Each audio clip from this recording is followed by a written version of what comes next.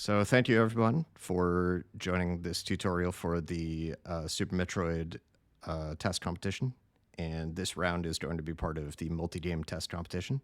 So yeah, we have two emulators that are mainly supported for this. We have BizHawk, which we highly recommend for any beginners. LSNES is also supported, but that has a harsher difficulty curve. So opening BizHawk, we have 2.10, which last I saw is the latest version. And we have our ROM here. So I posted the IPS file to Discord, and you can use flips or a number of online utilities in order to generate the ROM out of that patch file. So we open our patch ROM in BizHawk, and then we open TAS Studio and also open RamWatch. And I have this RamWatch file that I will post to Discord. And this contains a number of addresses that we're going to want to watch during the run. The main ones that are important during platforming are the run speed, the momentum, and the Y speed, the vertical speed. Those each have pixel and subpixel values that are measured in per frame. And those are the most important ones during platforming sections, which a lot of this task relies on. The dash counter is important if you're doing short charging. We have the grapple speed and angle. That's not going to be relevant for this one. Enemy HP can be very useful if you're doing boss fights. Cooldown charge timers. There are a few in here that are only relevant for the arcade hack, so the room count and score. But in-game timer, iframes, same as HP. So a lot of those can be situationally relevant. So just going to start up in recording mode. So the menuing does count as part of your time. And we're using the Maparando tools in order to generate this ROM. So in our menu, when you get to this point, it's just worth noting that 2 A presses will cut off the animation of Samus's helmet turning towards the camera. So that can speed that up a little bit. The controller settings, because we decide to have this time from power on, you're probably going to want to use default, even if you use a different layout for RTA runs. And then Moonwalk can be situationally relevant. There are certain tasks that may be faster if you turn on Moonwalk, mostly in order to activate a Moonfall. And as a community, so far we've decided that it's more interesting to let the tester decide on that one, whether it's worth the menuing time. So if we start this up, we are starting in Crab Maze. And, okay. I don't usually use the default control, so having to get used to this myself. So I will just go through this room and, because that's what we were doing for the task. Some of these platforms I can get onto without needing to wall jump. And, you may also be able to down grab some of them. Whoops. See if this one is down grabbable. Okay, yeah, for that at least. So, just coming through this room, and then, the task ends when you collect a health drop from an enemy. So that would be the end right there. And what I'm going to do as a demonstration is instead a different platforming room. I'm going to go up the electric room here.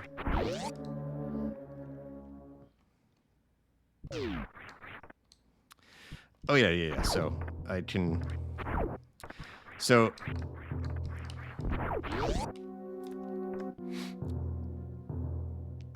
the main controls, so by default, A jumps, X shoots, B is dash, and Y is item cancel, and select is item select. So, yeah. So from here, I will task this next room, climbing up there. So if I turn off recording mode and pause it, then I can just use the mouse to select everything.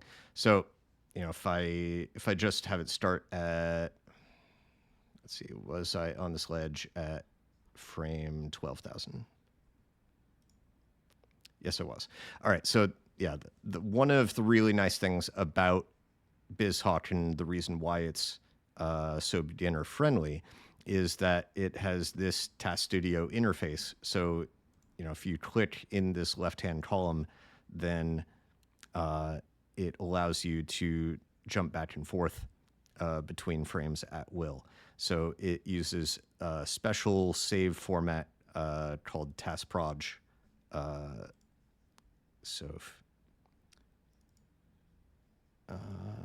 Okay, yeah, I haven't saved it. So,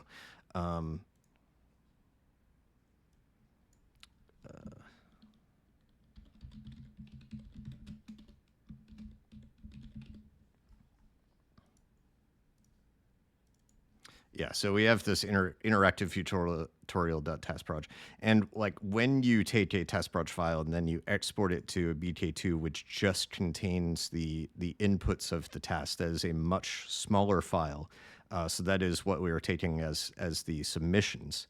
But the tasproj file also contains a number of save states from throughout the run.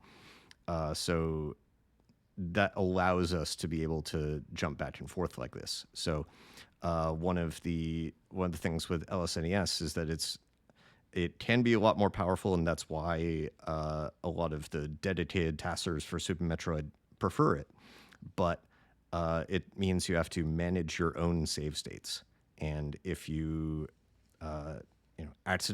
if you want to jump back before your latest save state and you don't have another one that you can easily go back to, then it means that you have to rewind to the beginning of the run and then play forward until you get to the point that you want to start editing again. So that can be, that can cause frustration if you don't have a good handle on how to manage your save states. So, yeah, so starting at frame 12,000. So, if I can set a marker with the text, there's the start of our demo. And I want to just start out by holding right and run. And a key mechanic of the game that is slightly relevant in RTA, but very important for TAS, is arm pumping. So every time Samus walks forward and changes the position of her arm cannon, it pushes her an extra pixel forward. And without speed booster, her top speed is something like 5 pixels per frame. And with speed booster, her top speed is something like 9 pixels per frame. So, without speed booster, that, an arm pump on every single frame will give an increase in effective speed of about 20%. So it's pretty significant. In an RTA run, because most of the time we're not arm pumping anywhere near as efficiently, it's much less of a big deal.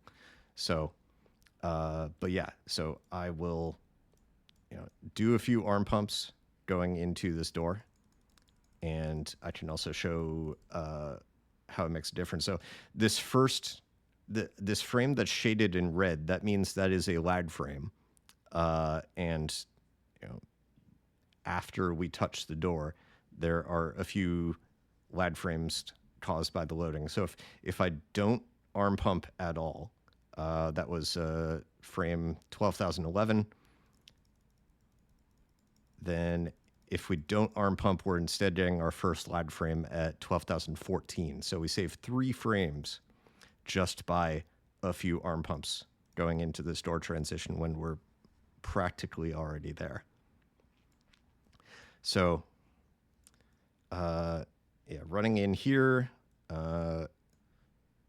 if I generally, when we're coming out of a door transition, we gain control on the third non-lag frame.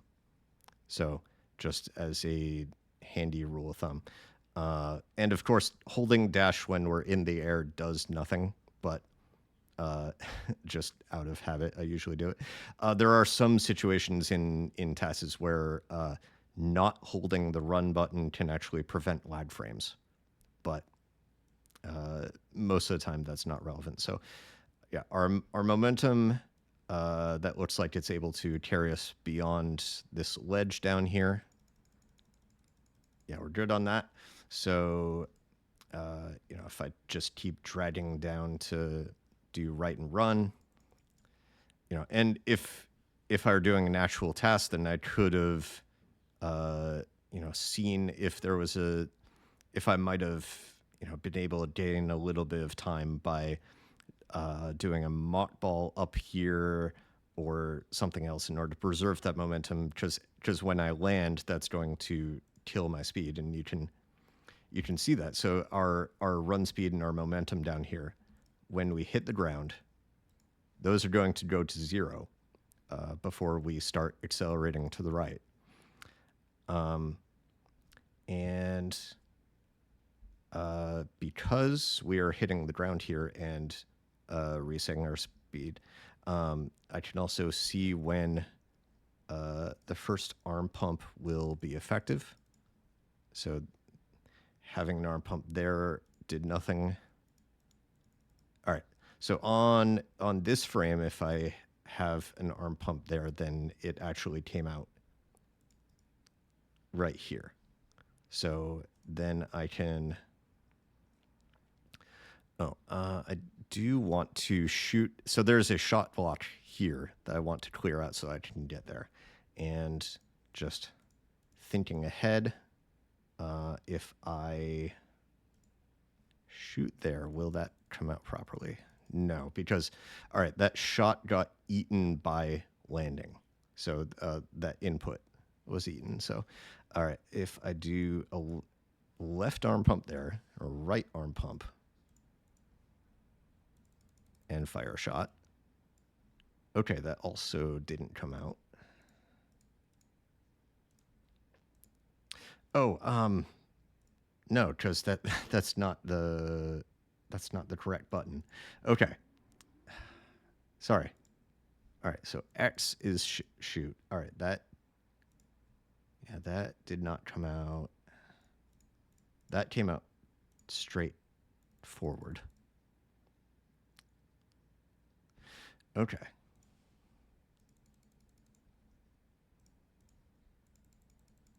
All right, there we go. Yeah, I have to fire the shot after the arm pump.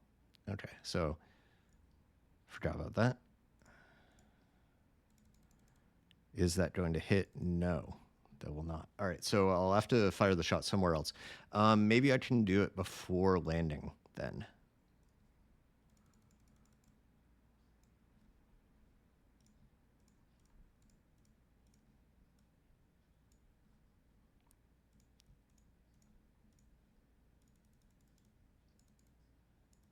Okay, there we go. So if we fire that shot as we're falling, then we can hit that block properly.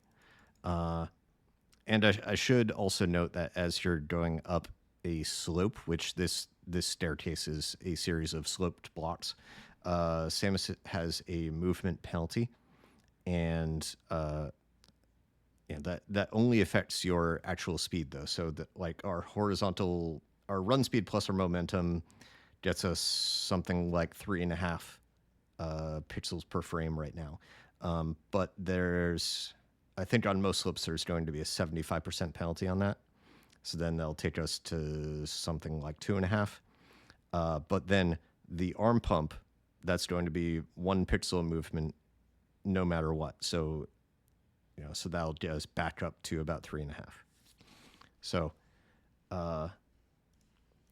if we continue arm pumping up the slope,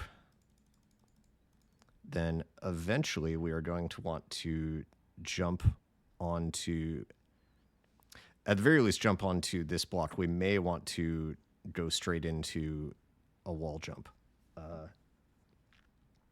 So there are a number of ways that we could do this. So let's try this. All right, and I could see that based on our run speed. So before we jump, we had these run speeds, 1.12 and 2.49. After we jump, there it got reset to 0. So we know that we bonked the edge of this wall. So we need to jump a little bit earlier if we want to clear it. All right, so we cleared it. Yeah, so based on that, I'm going to jump off of this right-hand wall and then see if I can get straight onto this ledge or if I need to do another wall jump off of the side of that. So see the earliest frame that we can actually get a wall jump here. And generally for a wall jump, you need to do 3 frames of 3 frames on the D-pad away from the wall, and have 1 frame of not jumping in the middle of that. So yeah, we got a wall jump there, and we're going to want to go left after the wall jump. See if we can push that earlier.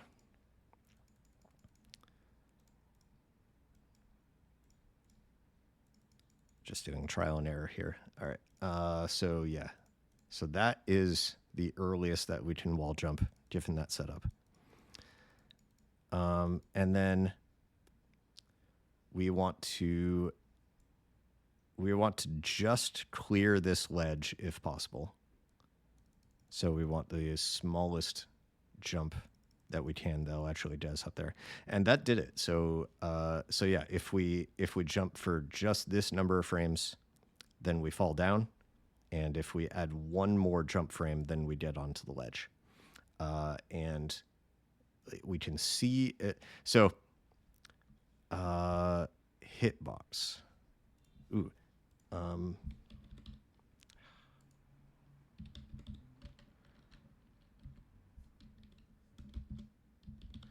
So the Super Metroid Wiki has a lot of information that can be useful here.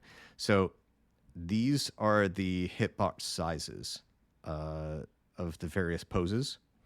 And so ledge grabbing. So this is also something that I highly recommend if you're not familiar with Super Metroid, then I highly recommend the movement tutorials that already exist for RTA players, because that will go into a lot more of the useful mechanics of just running the game. I'm mostly going to focus on like task specific mechanics here, but the most important thing here is when you're in a spin jump, so that's 24 pixels high, and when you're a standing pose, that is 42 pixels high. So if you are above ground and you're in the spin jump pose, then expanding your hitbox into the standing pose, usually we do that with an angle button, that will expand the hitbox so that you hit the ground earlier, and then you can continue running earlier. So that is something that is very useful for RTA players and for optimizing TASs as well. So if we press our angle down button here, L, that is too early and we'll fall. And so is that. So is that. Just it is more optimal for your time if you did binary search for this sort of thing. But all right, so that for that, and we can also check if that actually had an impact. So our X position on this frame is 194.7 FFF. And if I remove that ledge grab, go to that frame. All right, so that ledge grab has no impact because we're already landing on this frame out of the spin jump pose. So there was no benefit to ledge grabbing there. But that means we can now arm pump.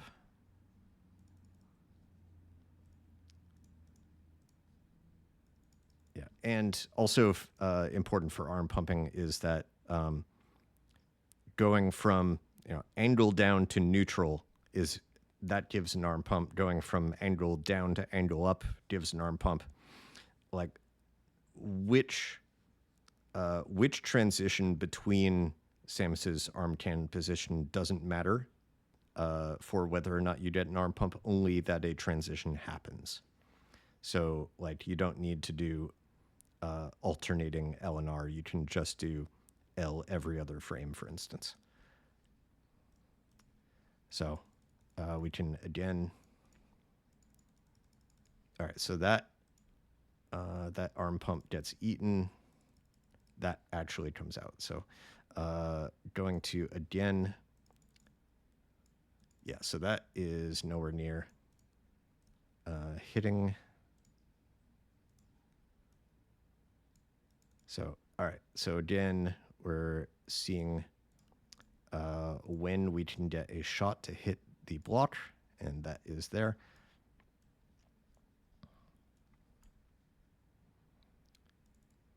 So now we can continue arm pumping. And another thing that I will bring up is because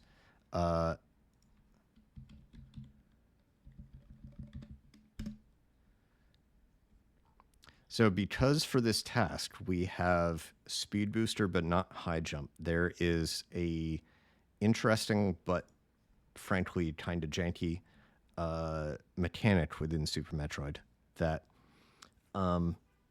because of what we assume to be a bug in the code, your jump height without high jump is around 4.5 pixels per frame. If you add speed booster and then have only a few run frames before jumping, then your jump height goes down dramatically to about 4 pixels per frame, which loses you a lot of height. So you're better off doing a jump with no run speed than you are with a little bit of run speed. And that drops down again around here. I think that's about 18 run frames. And then it goes up. So if you run enough, you get more jump height than if you're standing still. But yeah, this is a weird graph. So that is something to keep in mind. Even if you have high jump, that is a non-linear relationship here. But without high jump, it's very janky.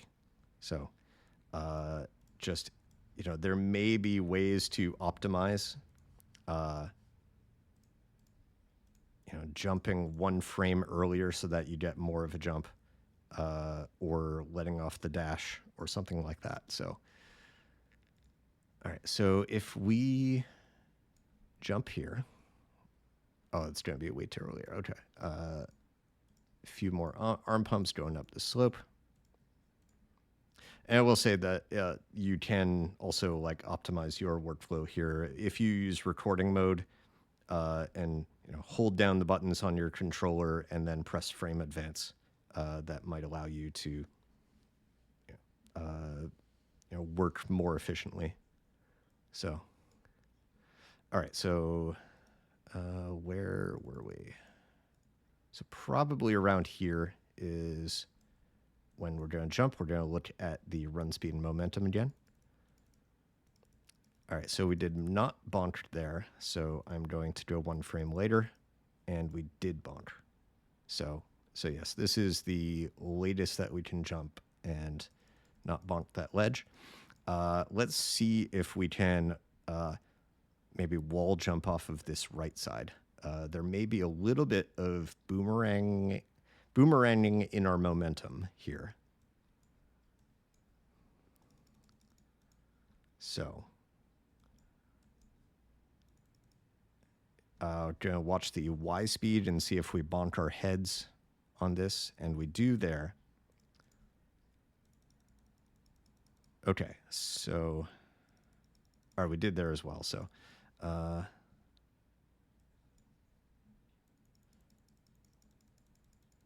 maybe we didn't.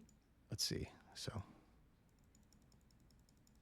okay, I think I just let go of A too early. So where do we bonk? We bonked there. Okay. So because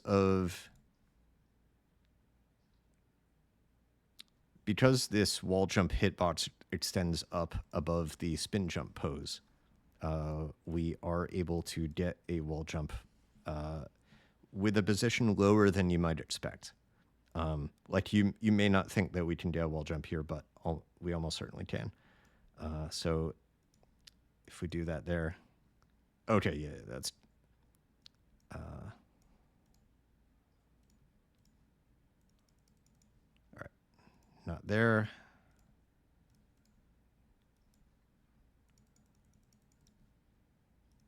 Not quite there yet.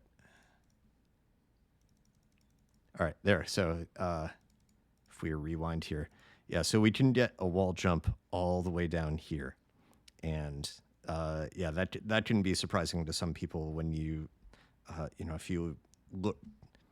if you even just like frame advance through Zos runs or Zennies when they're doing Alcatraz, you see where they're wall jumping on those walls in Parlor, and it doesn't look like it should be possible, but you can get a wall jump there.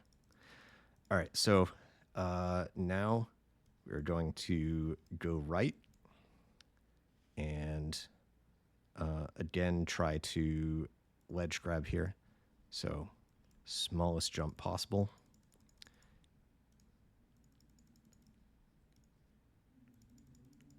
All right. And then if we try an angle button on the frame after we let go of jump. Yep, so we made it onto that ledge. Yeah, and if we do it on the frame that we let go, then we're not able to expand that hitbox yet. All right, so I'm pretty sure that after we land, an arm pump would get eaten on that frame. So I think if we give 2 frame space in between, we'll have the landing pose and then nothing, and then the arm pump. Yeah, so there we go. So same sort of thing here. Just running to the right and arm pumping. And probably jump around there.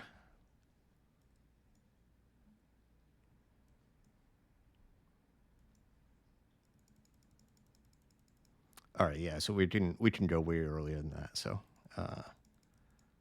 probably gonna bump this one. Yeah, our Y speed went to 0. Delay 1 frame. Still bumped. Add another arm pump. All right, we did not bonk our heads. So then we can turn left at some point.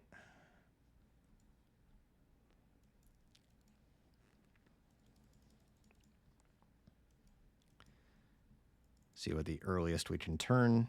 So not that. All right, so here we are. Because we're going up the side of a ledge, and I know that we need to shoot out this block here, which is a shot block. Then after we turn left, I am going to aim up using up on the D-pad. Oh, that was too early. All right, so okay, so up, shoot. All right, and need to jump for a few more frames, and then we're going to down grab here. So with that, we want to move left onto this ledge, and we're going to have one frame of aiming down because the aiming down has the smallest hitbox besides morph. So it allows us to easily get onto a ledge that way. And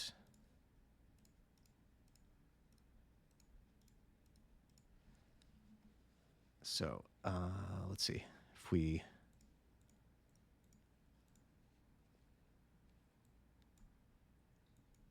hold the left otherwise, and let's try that. Down. Let go of jump. All right. Not quite high enough, so we need another jump frame. All right, we got onto it there. See if we press down one frame earlier, we got on. And one frame earlier again. No, we weren't high enough. All right, so yeah, so apparently this is the optimal down grab for this ledge. So that allowed us to grab on. Oh, that's unfortunate. Let's see. Was I just not left enough, or can I not do an upshot there? I think I moved left after getting to that ledge. So let's see if I put this all the way down here.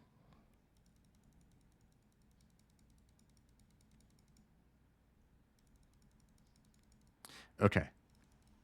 So that will do it. I don't need to wait until after I land. All right, but does that affect our down grab timing?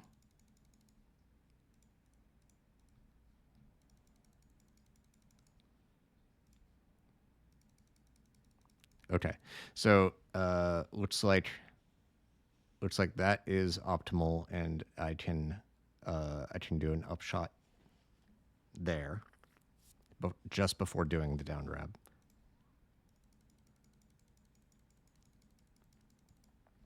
All right, and just after we land, we want to jump up here again, and I'm going to try to do a like turn around spin jump. So during the animation that I am turning around, if I hit jump, that puts me into a spin jump. I don't need to be running. So maybe something like that. Let's see if that works. But because of this graph, I am going to let go of dash for those frames.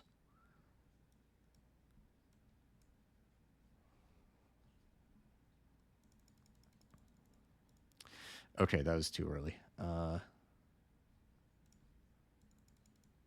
right, so I've got a turnaround spin jump, and then I don't want to bump my head here, so I'm going to start going left. Okay, so that will work. All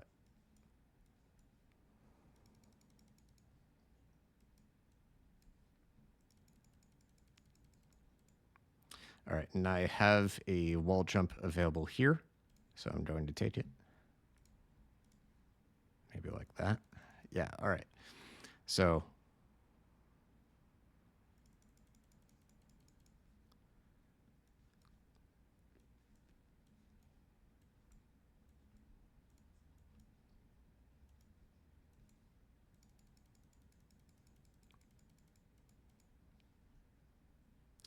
all right. There's a lot of jump frames in order to get up. So optimally, if I remember correctly, I think it's 12 jump frames to uh, one non-jump frame. You know, if you're doing repetitive uh, wall jumps, and you want it to be optimal, I think the ratio is 12 to 1. So, you know, if we have like 25 frames here, then we're going to want to break that up a bit. So if I see if I can put a wall jump there, no, that won't work. May have to have that a little bit later, or maybe I can do L plus R. I don't know all the mechanics for that, but all right. So yeah, probably suboptimal to have this be one big jump.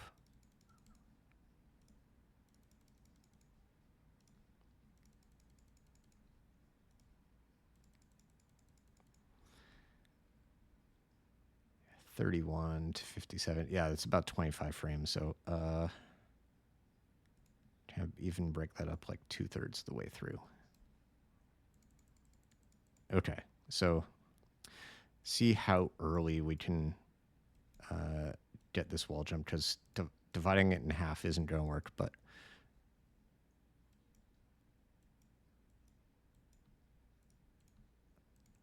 if we can even get it slightly earlier, then okay, there we go. That's not bad. So that is 14 frames and then 13. Okay, okay.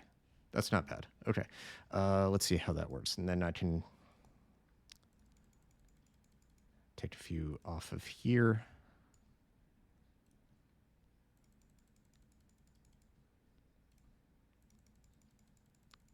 Let's see if L plus R works there. And can I get an earlier ledge grab? No, I can't. All right. How early can I ledge grab this? All right, first frame.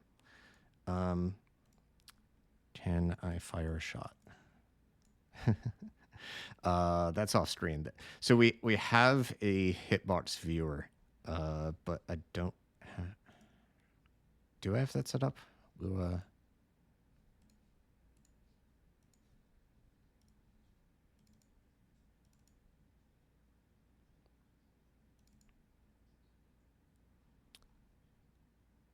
Okay. All right. Snips. Script. I'm pretty sure we have this on Discord. If not, then I will put it there. But yeah, so Snick has a Lua script that you can open the Lua console.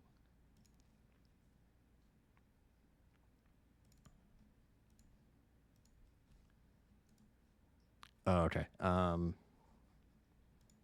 Yes. All right. So I've been talking about the hitboxes. That might be useful to show. So back here, when we did the down grab, so we expand the hitbox and fire the shot, and then yeah, you can see the smaller hitboxes we're aiming down, and then that expands into the full standing hitbox.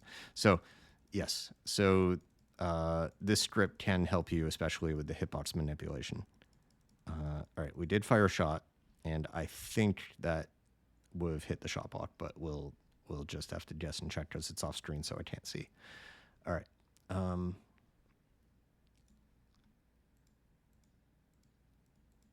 Yeah. All right. Good enough. So we went straight from angle up to angle down there, but doesn't matter. So.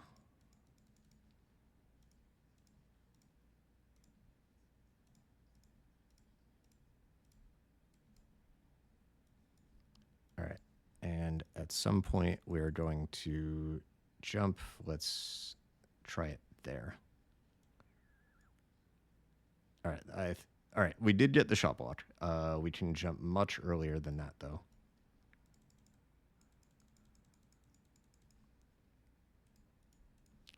Let's try there. All right, we bonked our head.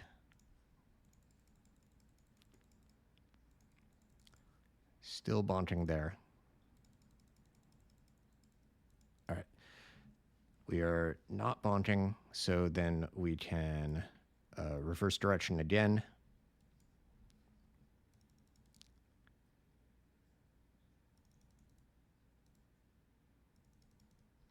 All right. And let's see.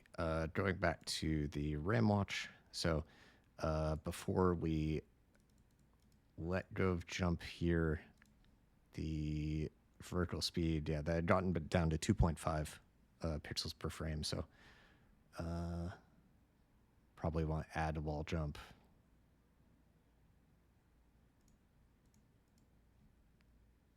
Yeah, probably there. Whoops. Right. Whoops. Keep that going.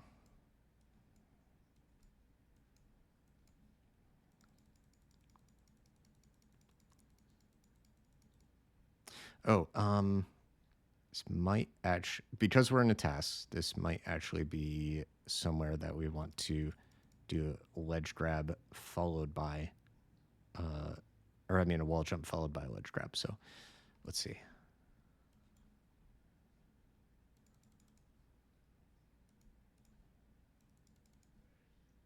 So that's too soon. All right, so that gets us there. But yeah, we need a, we're not touching the ledge on this side yet, so we need to, even after letting go of jump, we need an extra frame before ledge grabbing. And then see if we jump there. Okay, we are clearing the top of that, so if we delay the jump, then we are bonking it. So another,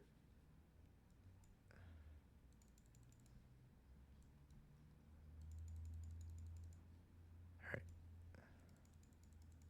let go there. All right, that is too early. We need one more jump frame, and then ledge grab. And yeah, delay of 2 frames before we start arm pumping. And at some point, we can fire a shot to hit the door. All right, that will hit the door. Can we get there one pump earlier?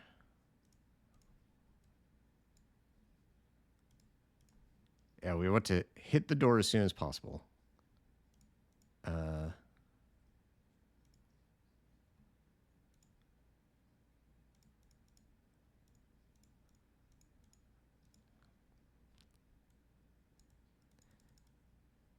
Okay, yeah. So here I'm using some right arm pumps in order to basically offset when we are angling down, so that I can fire an angled down shot. So that I hit the door as soon as possible, so we can hopefully get through it sooner. All right, so do we bonk the door if we just hold the left? All right, so we actually bonked this ledge. So this is another area that those hitboxes can be useful. So, oh, did I jump there? Oh, that was just holding it. All right, so we bonked that ledge, but if we aim down,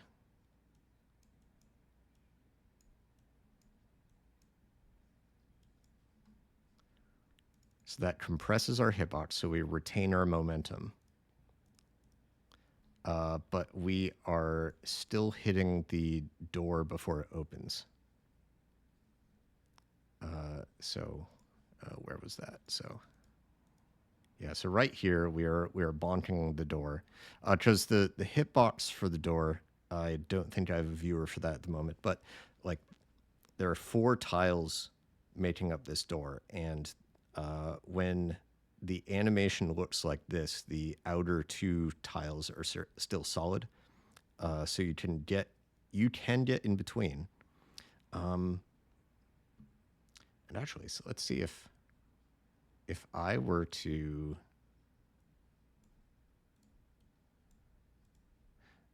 I don't remember if this works. If okay, yeah. So, you can't airball in a falling state. So because I ran off this ledge here,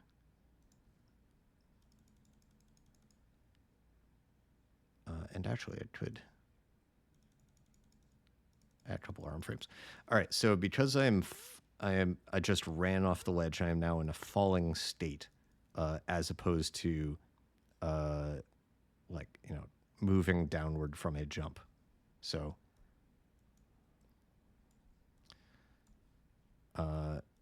so if you morph while in a falling state, then you kill your momentum. Okay, so when that is interesting. When I just ran off the ledge, after I fired the shot, I had stopped arm pumping, and that caused me to bonk the door. But if I added those arm pumps, that meant in the air I had less momentum that I was carrying, so that allowed me to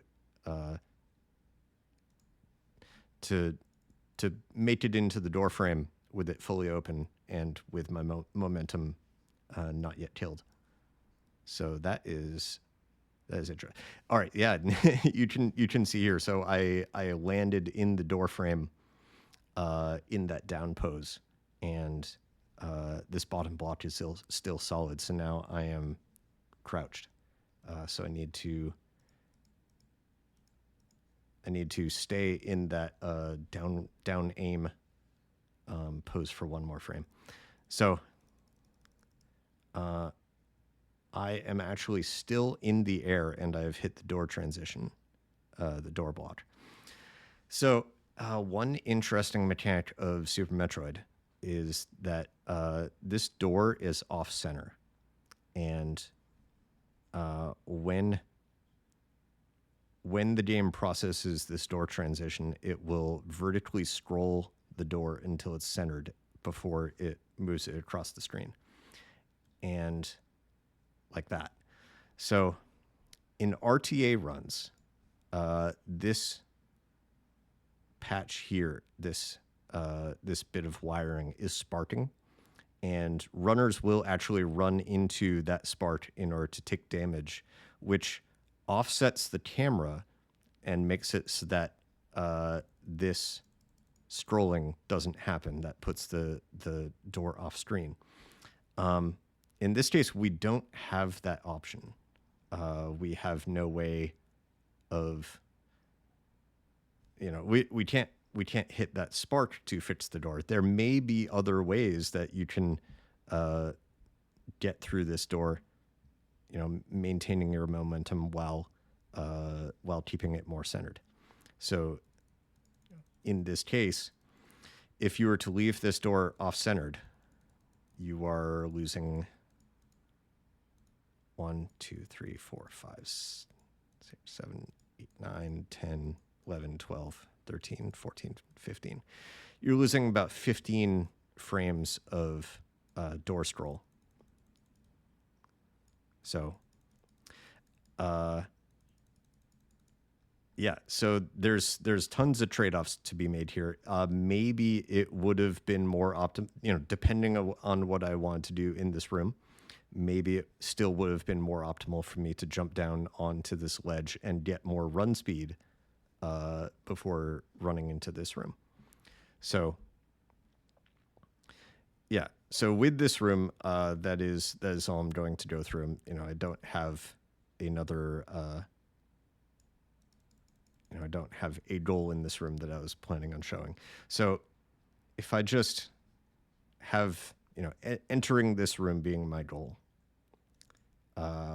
In the end, my run as a whole, you've seen me create it, and this is the final product.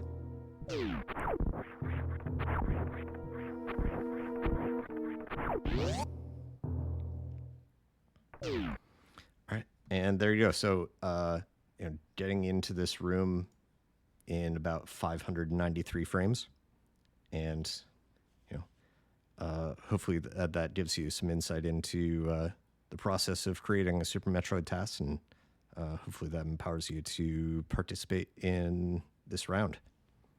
So, thanks everybody, and please let me know if you have any other questions that you would like clarifications on how to go about tassing. With that, thank you. Bye.